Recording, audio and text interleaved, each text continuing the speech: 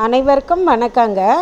இந்த அவரைக்கு பேர் வந்து காம்பு கத்திரி அப்படின்னு சொல்லுவாங்க. இதுவும் அவரையில் வகையில் சேர்ந்தது தாங்க. இதனுடைய ருசி ரொம்ப நல்லாயிருக்கும். இதை பாருங்கள், இப்போ நான் பறிக்கிறேன் இல்லையா, இந்த காம்போடு வந்து இந்த முன்னாடி வந்து இப்படி உருண்டையாக இருக்குது இல்லையா, அதில் தாங்க விதை இருக்கும். இந்த விதைகளை நம்ம நல்லா பெருசு முத்தினப்புறம் சேகரித்து நம்ம அடுத்த தடவை அதை நடவு செய்தாலே நல்லா வந்துடும். இந்த கொடி, இது கொடி வகை தாங்க. அந்த கொடி வந்து ஒரு மாதிரி லைட்டாக முள் மாதிரி இருக்குங்க. அது நல்லா மேலே ஏறுங்க.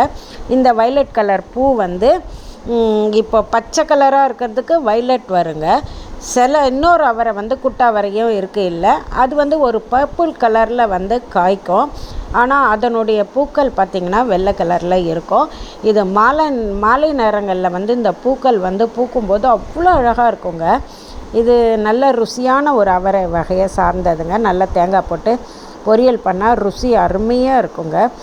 இது மாதிரி நிறைய வந்து அவரையில் வகை இருக்குது. இப்போ பட்டாவரை அதெல்லாம் கூட இருக்குங்க. இது பாருங்கள், நான் அறுவடை பண்ணியிருக்கேன். மிக்க நன்றிங்க.